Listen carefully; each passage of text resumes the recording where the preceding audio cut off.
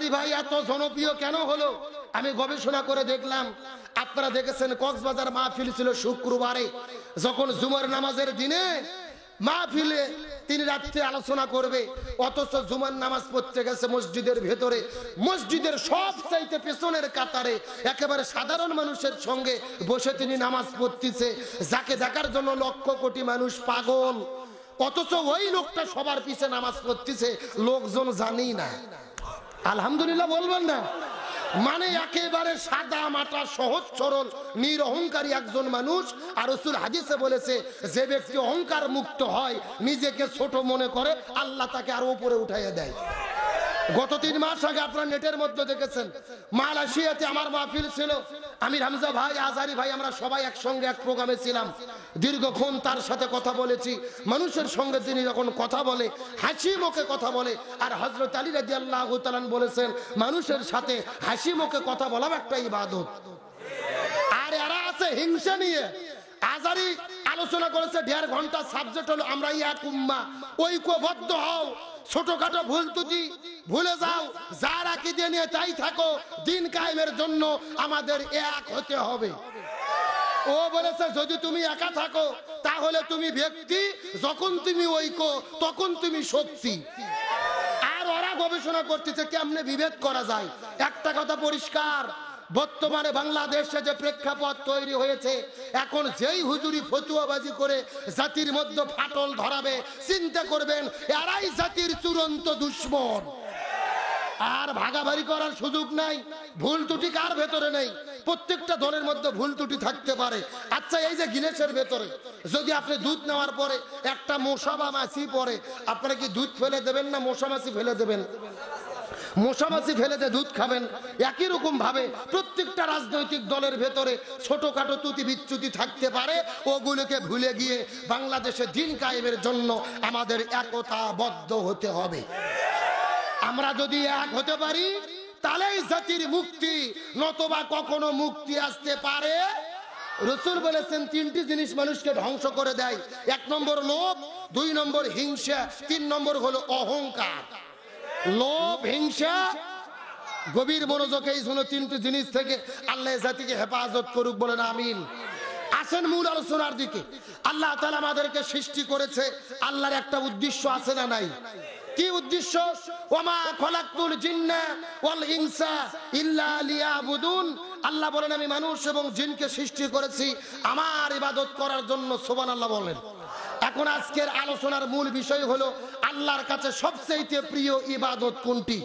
আল্লাহর কাছে সবচেয়ে প্রিয় আমল কোনটি? আপনাদের ফেনী জেলার মুসলমানদের ধারণা শুধু নামাজ পড়ার নাম ইবাদত, হজ করার নাম ইবাদত, জিকির করার নাম ইবাদত। নামাজ, রোজা, হজ, যাকাত অবশ্যই ইবাদত, তবে আল্লাহর কাছে সবচেয়ে প্রিয় ইবাদত হলো এই জমিনে দিন কায়েমের আন্দোলন করা, ইকামতে দিনের কাজ করা, কোরআন বিজয়ের আন্দোলন করা। এখন আপনাদের মনের মধ্যে প্রশ্ন জাগতে পারে, হুজুর সারা জীবন আলোচনা শুনলাম, নামাজ, রোজা, হজ, যাকাত এগুলো হলো আসল ইবাদত, আর আপনি বলতেছেন দিন প্রতিষ্ঠার আন্দোলন করা এটা আসল ইবাদত, কারণ কি? লক্ষ্য করেন, আমার কথাটা ভালো করে বোঝেন। এই বাংলাদেশে তাবলীগ নামে একটা দল আছে না নাই? কথা কয় না। মসজিদে মসজিদে যায়, মানুষদেরকে নামাজের জন্য ডাকে, ভাই নামাজ পড়েন, বহুত ফায়দা, বহুত নেকি। আচ্ছা বলেন তো, তাবলীগের কি কোনো বিপদ বাংলাদেশে আছে? নাই। আচ্ছা বলেন তো, বাংলাদেশে জিকির পার্টি আছে না নাই? কথা কয় না। আরে বাংলাদেশে যত জিকির চলে, এত জিকির পৃথিবীর কোন দেশ চলে না। যেই রকম পীর ওই রকম তরিকা, ওই রকম জিকির আছে না নাই? আমি কি 2-1টা বলবো? আল্লাহর ওলি খাজা বাবা, বিশ্বের ওলি খাজা বাবা, ফরিদপুরের কেবলা জাগান তোমার জন্য কান্দে বাবা, লক্ষ জাকের আওয়ান। এ কথা কোন? 2 কান্দত 2 ফেরেশতা আছে না নাই? 2 ফেরেশতা কলম বার করে দাঁত দিয়ে কামড়াচ্ছে। আল্লাহ বলছে, কে ফেরেশতা কলম দাঁত দিয়ে কামড়াও কেন? ফেরেশতারা বলতেছে, আল্লাহ আমরা তো বুঝবের পাননি, লিখবো কি? কে রে, কোরআন হাদিসের মধ্যে হকাহুকি কোতাকুতি কোন জিকির আছে? এইরকম জিকির বাংলাদেশে আছে না নাই? তাইরই তো জিকির করে বসেন বসে যান। এই বছর আবার তাইরের জিকির চলতেছে না। তাই তাইরের বন্ধুর জিকির চলতেছে, তাইরে বসে আছে আর তাইরের বন্ধু জিকির করতেছে হেমতে আল্লাহ হেমতে আল্লাহ। এ যুবকেরা কথা কও না কা? মুর্শিদ আমার হুজুর সাকি মহিমা জানে, গলার মালা বানাইয়া ধীরে ধীরে টানে হেমতেই আল্লাহ হেমতেই আল্লাহ। এ কথা কোন? আমার তো মনে বলে এদের জুতো দিয়ে পিটানো উচিত। কে রে এদের কি পাগলা কুত্তই কামড়াইছে? কে রে হেমতে আল্লাহ হেমতে আল্লাহ এটা আবার কোন জিকির? জিকির হলো ফরজ ইবাদত। জোরে বলেন কি ইবাদত? আল্লাহ বলছেন ফাজকুরুনি আযকুরুকুম, তোমরা আমার জিকির করো আমি আল্লাহ তোমাদের জিকির। যে আপনি যদি ফরজ ইবাদত করেন জিকির করেন এটা তো রসুলের তরিকা মতো হওয়া লাগবে। নবী বলেছেন রসুলের সহি তরিকার জিকিরের শব্দ হলো 4টি। জোরে বলেন কয়টি? সুবহানাল্লাহ, আলহামদুলিল্লাহ, লা ইলাহা ইল্লাল্লাহ, আল্লাহু আকবার। এই 4টে শব্দ ছাড়া সহি কোনো জিকির। আর এরা জিকির করতেছে ও আল্লাহ হেমতে আল্লাহ। আর 3 দিন আগে দেখলাম এক মাহফিলে কিছু লোক জিকির করতেছে আর নাচতেছে, নাচতে নাচতে বাঁশ ধরে মাথা তুটে বাদুরের মতো ঝুলতেছে আর জিকির করতেছে। এ জোরে কোন এগুলো কি জিকির না ফাজলেমি? আমার মনে বলে এগুলো জিকির দেখে হিন্দু বৌদ্ধ খ্রিস্টান এরাও তলে তলে হাসাহাসি করে যে এটা কোন পাগল ধর্ম রে? এগুলো হাসি ঠাট্টা তামাশা ছাড়া কিছু হতে পারে না। এদের এগুলো আবার ঝোলাঝুলি দেখে কিছু বাউল শিল্পী গান বার করছে, বলবো নাকি? এত লাফাস কেন রে তোরা, এত লাফাস কেন, এত লাফাস কেন রে তোরা, এত লাফাস কেন, লাফায়া খোদারে পাইলে আগে পাইতো ব্যাং। মানে বলতেছে লেপে লেপে যদি আল্লাহ পাওয়া যেত তা আল্লাহর আগে ব্যাং আল্লাহর কাছে যেত। এই জন্য বলি জিকিরের নামে হাসি ঠাট্টা তামাশা করা যাবে? এ ফেরি মুসলমান আমার দিকে তাকান, জিকির সম্পর্কে কথা বলা আমার উদ্দেশ্য নয়। আমি আপনাদেরকে বুঝাতে চাচ্ছি এই জিকির পার্টির কি কোনো বিপদ বাংলাদেশে আছে? আচ্ছা বলেন তো, বাংলাদেশে নামাজের দাওয়াত দিলে কোনো বিপদ হয় না? জিকির করলে কোনো বিপদ? প্রতি বছর হজ করলে কোনো বিপদ? সারা বছর রোজা থাকলে কোনো বিপদ? একটা মাত্র ইবাদত করলে বাংলাদেশে বিপদ হয়। বলতে পারবেন কি ওই ইবাদতের নাম কি? গভীর মনোযোগ ভালো করে বুঝবেন। এই বাংলাদেশে নামাজ পড়লে বিপদ হয় না, হজ করলে বিপদ হয় না, যাকাত দিলে বিপদ হয় না, জিকিরের নামে নাচানাচি করলে বিপদ হয় না, একটা ইবাদত করলে বিপদ হয়। বাংলাদেশে তারাই বিপদে পড়ে যারা আল্লাহর জমিনে দ্বীন কায়েমের আন্দোলন করে। আর এই জন্যই আল্লাহর কাছে সবচাইতে প্রিয় হলো দ্বীন কায়েমের আন্দোলন করা। তার কারণ আপনি নামাজ পড়লে তো কোনো বিপদ নাই, নাচানাচি করে জিকির করলে বিপদ নাই, রোজা থাকলে বিপদ নাই। দ্বীন কায়েমের কথা বললেই জেলে যাওয়া লাগে, দেশ ছাড়া লাগে, প্রয়োজনে ফাঁসিতে ঝুলতে হয়। তবে যতই ষড়যন্ত্র, কোরআন প্রেমিকদের সম্মান কে দান করবে? আল্লামা লুৎফর রহমান রহিমাহুল্লাহ বলেছিল, সোজা কথা, শেষ কথা, সংক্ষিপ্ত কথা, আজারি আবারও দেশে ফিরবে, বীরের বেশে ফিরবে, জনপ্রিয় হয়ে তিনি নায়ক হয়ে ফিরবে।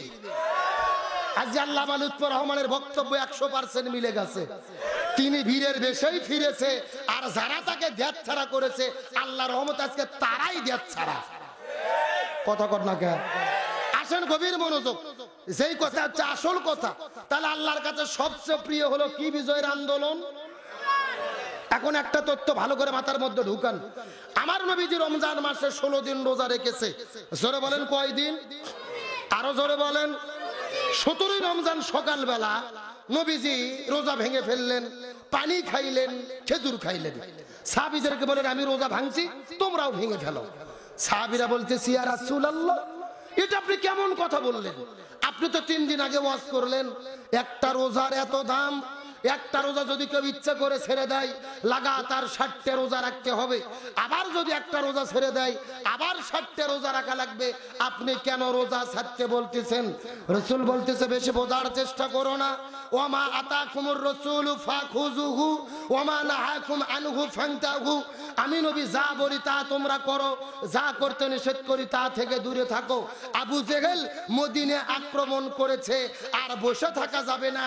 এখন আবু জেহেলের মোকাবেলা করতে হবে। আল্লাহু আকবার বলেন। তার মানে বোঝা গেল রোজা রাখা ইবাদত, কিন্তু রোজার চাইতেও দামি ইবাদত হলো এই জমিনে কোরআন বিজয়ের আন্দোলন করা। আমার বন্ধুগণ, মুসলমান ভাইরা, গভীর মনোযোগ, কোন দিকে তাক নাই, কোন দিকে নজর নাই, কথাগুলো সুন্দর করে বোঝার চেষ্টা করবেন। আমার নবীজির চাচা হযরত হানজালা নতুন বিবাহ করার পরে ওই বউটাকে নিয়ে যখন সুন্দর করে বাসর ঘরের মধ্যে চলে গেছে, ওই বাসর ঘরের মধ্যে যাওয়ার পরে প্রেম ভালোবাসা মহব্বত শুরু করেছে। ফুলসজ্জা রাত যখন পার করা শুরু করলেন, এমন সময় হানজালা যখন বউটাকে নিয়ে যখন বাসর ঘরের মধ্যে ছিল, গভীর রজনীতে ওই মদিনার ভেতরে অলি গলির মধ্য থেকে কে যেন চিৎকার করে ডাক দে বলে, ফানান, যুদ্ধ শুরু হয়ে গেছে, কুতিলা মোহাম্মদ, কুতিলা মোহাম্মদ, মুসলমানদের নবী ওদের প্রান্তরে শহীদ হয়ে বিদায় নিয়ে চলে গেছে। কথা শোনার পর হযরত হানজালা বউটাকে বাসর ঘরের ভেতরে বিছানার মধ্যে রাখার পরে লাফ দিয়ে ওঠার পরে হাতের মধ্যে বদনা নিয়ে তিনি কূপের কাছে গোসল করার জন্য গেলেন। ওই কূপের মধ্যে থেকে পানি তোলার পরে যখন তিনি গোসল করবে, শরীরের মধ্যে যখন পানি ডালবে, এমন সময় আবার কে যেন চিৎকার করে বলে, কুতিলা মুহাম্মদ, মুসলমানদের নবী জমিনের মধ্যে থেকে বিদায় নিয়ে চলে গেছে। হযরত হানজালা পানিটা ফেলে দেওয়ার পরে ওই ঘরের মধ্যে যাওয়ার পরে হাতের মধ্যে তরোয়াল নেওয়ার পরে বাসর ঘরের মধ্য থেকে যখন বের হয়ে দৌড়ানো শুরু করবেন উহুদের যুদ্ধের দিকে, এমন সময় তার বিবি পিছন দিক থেকে তার জামাটা টেনে ধরার পরে ডাকতে বলে, প্রাণের স্বামী, আপনি যুদ্ধ করতে যাবেন, আমার কোনো আপত্তি নেই, কিন্তু আপনার তো ফরজ গোসল বাকি আছে, আপনি গোসলটা করে উহুদের প্রান্তরে চলে যান, আপনি ফরজ গোসল না করে উহুদের প্রান্তরে যেতে পারবেন না।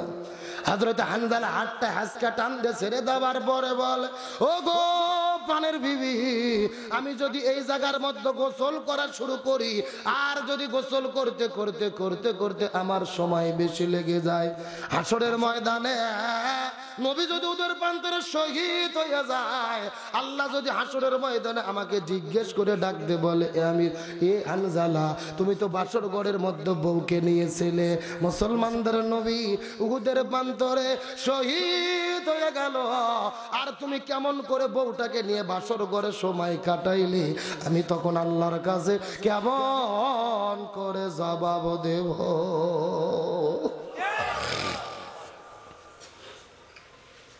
এ ফেরিফুল গাজীর মুসলমান গভীর মনোযোগ লক্ষ্য করেন। এই কথা বলার পরে হযরত হানজালা হাতের মধ্যে তরোয়ালটা নেওয়ার পরে দৌড়াইতে দৌড়াইতে উহুদের প্রান্তরে চলে গেল। উহুদের প্রান্তরে যাওয়ার পরে যখন তিনি যুদ্ধটা শুরু করলেন, কিন্তু যখন ফজরের নামাজের আজান হয়ে গেল, যেহেতু তার ফরজ গোসল বাকি ছিল, ফজরের নামাজ তিনি পড়তে পারলেন না, ফজর কাজা হয়ে গেল, জোহর কাজা হয়ে গেল, আসরটাও কাজা হয়ে গেল। একদিকে ফরজ গোসল বাকি, আর একদিকে 3 ওয়াক্ত ফরজ নামাজ বাকি। 3 ওয়াক্ত ফরজ নামাজ কাজা করার পরে যুদ্ধ করতে করতে কয়েকজন কাফেরকে জমিনের মধ্য থেকে বিদায় করার পরে আসর পরে মাগরিবের আগে লক্ষ্য করে দেখা গেল পিছন দিক থেকে একটা কাফের আসার পরে আস্তে করে যখন জোরদ্র গতিতে হানজালার কাঁধের উপরে আঘাত করেছে, তখন হযরতে হানজালা মাটির মধ্যে লুটে পড়লেন। হানজালা শরীর থেকে ঝরঝর ঝরঝর করে রক্ত পড়ে। রক্ত পড়তে পড়তে ওই বাসর ঘরের মধ্য থেকে উহুদের প্রান্তরে হানজালা আসার পরে তিনি শহীদ হয়ে জমিন থেকে বিদায় নিয়ে চলে গেলেন। এ ফেরিফুল গাজীর মুসলমান গভীর মনোযোগ, উহুদের প্রান্তরে শুধু হানজালা নয়, নবীজির ৭০ জন সাহাবী শাহাদাত বরণ করেছেন। আজকেও যারা মক্কা মদিনায় যান, ওই মদিনায় উহুদ পাহাড়ের পাদদেশেই কিন্তু ৭০ জন সাহাবীর কবর আছে। ওই মদিনায় উহুদ পাহাড়ের নিচে গেলে লক্ষ্য করে দেখা যায়, উহুদ পাহাড়ের নিচে একই জায়গার মধ্যে নবীজি ৭০ জন সাহাবীকে কবরস্থ করে রেখেছে। আমাদের নবী বড় দয়া করে মায়া করে কান্না করে করে করে করে ৭০ জন সাহাবীকে কবরস্থ করে রেখেছে। ওই মদিনায় যাওয়ার পরে লক্ষ্য করে দেখতে পারলাম ওই মদিনার মধ্যে শত শত পাহাড় দেখা যায়, কিন্তু কোন পাহাড় কিন্তু লাল না। উট পার্কে যত পরিমাণ লাল দেখা যায়, অন্যান্য পাহাড় কিন্তু তত পরিমাণ লাল নয়। আমি মদিনার মানুষদেরকে জিজ্ঞেস করে বললাম, এই মদিনার মানুষেরা উহুদ পাহাড় কেন এত লাল হলো? মদিনার মানুষেরা বলে, হুজুর আমরা কিতাবের মধ্যে পড়েছি, আমাদের পূর্বপুরুষের কাছে শুনেছি, আমার নবী যুদ্ধ করতে করতে করতে করতে যখন উহুদের প্রান্তরে চলে গেল, নবীজির মাথার উপরে হেলমেটে যখন কাফেরেরা আঘাত করেছে, নবীজির মাথার হেলমেটটা ভাঙার পরে, দাঁতের মধ্যে ঢোকার পরে দন্দন মোবারক শহীদ হয়ে গেল। মুখ থেকে ঝরঝর ঝরঝর করে রক্ত বের হওয়ার পরে একটা ফোঁটা রক্ত যখন মদিনার মধ্যে পড়ে গেছে, পুরো মদিনা থরথর থরথর থরথর করে কাঁপা শুরু করেছে। একটা ফোঁটা রক্ত যখন উহুদের প্রান্তরের মধ্যে পড়েছে, পুরো উহুদ পাহাড়টা কাঁপতে কাঁপতে কাঁপতে কাঁপতে ওই সাদা আর কালো থেকে লাল আকার ধারণ করেছে। লিল্লাহ তাকবীর। আমি নবী না চিনিলাম, কি ভুল করিলাম, আমি নবী না চিনিলাম, কি ভুল করিলাম, ভস্মে ঢালিলাম ঘি, মানুষ হইয়া জন্ম লইয়া মানুষের করিলাম কি, আমি মানুষ হইয়া জন্ম লইয়া মানুষের করিলাম কি।